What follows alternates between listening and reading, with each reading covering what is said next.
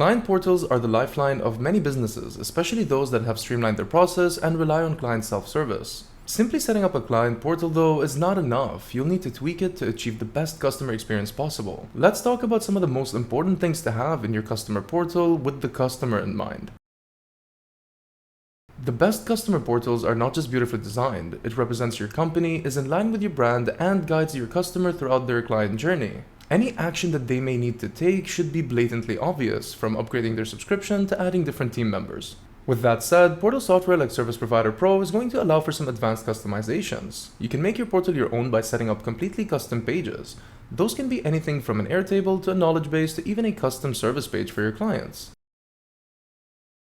SPP's menu editor allows you to add categories and menu items to the client sidebar. This works really well as long as you keep the number of items reasonable, otherwise your client would have to scroll up and down to see all of the items you have available. Fewer choices is always the best solution if you want to engage your customer. Instead of having all of your services in the sidebar, try to create custom pages and separate them into different categories. Even better, use the white label form builder to build your very own order form. Ask the client what they want and display services relevant to them thanks to conditional form logic. A good client portal has to be designed to provide clients with the best experience possible. One of the worst mistakes that you can make when building your client portal is having confusing UI. When you link certain things to your sidebar as well as the navigation bar, it becomes confusing for the client to figure out why they're not all in the same place. Also, keep your call to action buttons consistent across the board and refrain from using colors that don't match the action. For example, a button shouldn't be red unless it is to delete something important.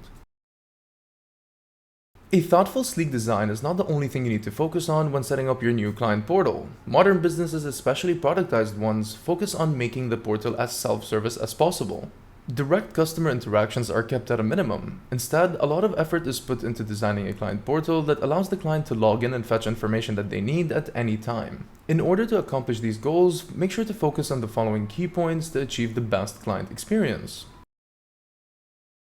Client onboarding is one of those costs that is very difficult to calculate and keep track of. On one hand, you want to get the client set up and familiar with the portal as soon as possible, while on the other hand, this can cost a lot of money, which, depending on the client's lifetime value, you may not even recoup. In order to succeed with your service business, it is important to design an onboarding process that works great both for your team as well as for your clients. At SPP, we've built a simple client onboarding page that anyone can edit. It's a great starter template that includes a section for a welcome video, a few options to link to your blog posts, and a few elements that also link to the client profile. This is usually enough to get the client familiar with their portal and improve the overall customer experience. I'm sure you've seen facts everywhere online, and there's a good reason for that. If your customers are asking the same questions over and over again, you might want to give them an answer that they can look up themselves. The best way to do that is through knowledge-based articles that you can link to or even directly embed into the portal. Ideally, you'd want the knowledge base to be searchable so it's easier for the client to find the answers they're looking for. The most frequently asked questions should be highlighted directly under the search bar. In SPP, you can either create your own knowledge base via custom pages or embed an external service with the help of an iframe. Even if your onboarding page is solid and your knowledge base answers every question there is, some clients are still going to need some personal help. Providing live chat support via tools such as Intercom is certainly possible, but again, the resources that need to be invested to do this are not usually worth it unless your profit margins are really high. A better solution to tackle this is a ticketing system, which we at SPP natively have as the help desk module. Set your work hours and answer questions via a tickets-based system during those hours. You can even set an out-of-office reply that gets automatically sent outside of your work hours. That way your clients will know when to expect a reply from you. Security is nothing to snuff at, but unfortunately, many people don't invest enough resources into ensuring that their client data is kept safe. A secure client portal such as Service Provider Pro is going to allow your clients as well as team members to set up two-factor authentication. That way, even if they have a really weak password, no one will be able to access their account. Another thing that you should think about is the prevention of data leaks. Ideally, you save all the client information inside of the portal so it's encrypted and stored in one safe place. Lastly, educate your customers about the importance of using a strong password, setting up their 2FA, and encourage them to share all of their files within the client portal. Some of your clients are still going to prefer to use a file sharing service that they already know, but try to educate them on the benefits of using the client portal directly. A customer who engages with your client portal regularly is definitely going to leave a trail. You can study this trail to understand their client journey and see what they're interested in. At that point, it's going to be up to you to use this information to personalize the client experience.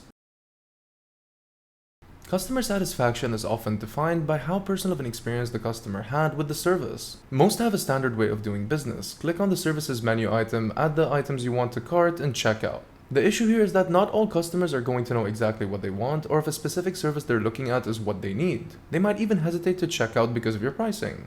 To solve all of this, you could use an event-based system. Let's say you've created custom pages for your services, and every time a client visits one of these pages, gather the events that occur on the page in order to understand the customer journey. If you want to go a step further, you can even trigger events based on the items in a client's cart.